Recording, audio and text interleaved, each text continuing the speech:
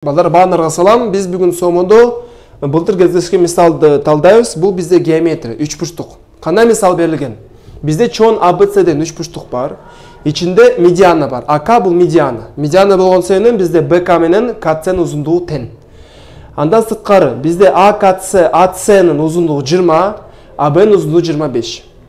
Астына сызылган үч бурчтук бизде АКЦ пайда болгон үч бурчтуктун периметри 45. Көрдүңүзбү? Периметр канча бизде? 45. Бул периметр сурап жатабыз.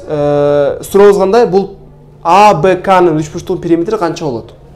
Мисал кантип чыгарабыз? Логикасы бизде кандай, балдар? Карайбыз. Бизде БК менен КЦ тең. АК бул жалпы жагыбыз. Эмне кандай логика аркылуу кандай жыйынтыкка келебиз?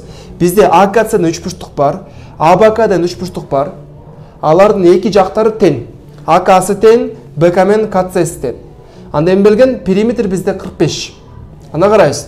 Бизде бул жакта 25 эмес, 20 болсо, анда бул жагыбызда канча болмок? Бизде 45 болмок. Туурабы? Бирок бизде бул жакта 20 эмес, канча бизде? Туура, бизде бул жакта 25. 5ке көбүрөөк. Ошол себептен бизде бул жакта периметр эмне болот? Ошондой эле 5ке көбүрөөк болот. 45 эмес, канча? 50. Дагы бир жолу. АКЦ берилген бизге 45. БК КЦ тең. АК бизде жалпы жагыбыз аларды тең болот. АКЦ болгон үч бурчтук, АБК болгон үч бурчтуктарынын эки жактары тең. Үчүнчү жагы бул жакта 20, бул жакта 25. Бирок бул жакта 25 эмес, 20 болсо, анда периметр окшош болмок. Себеби жактар баары тең болмок, туурабы? Бул жак 45 болсо, бул жагыбыз да 45 болмок. Бирок бизде бул жакта 20 эмес, 25 болуп берилген. Ошол себептен бизге 5ке чоң, ошол себептен бизде 45ке 5 кошкондо туура жообубуз канча? 50 чыгат.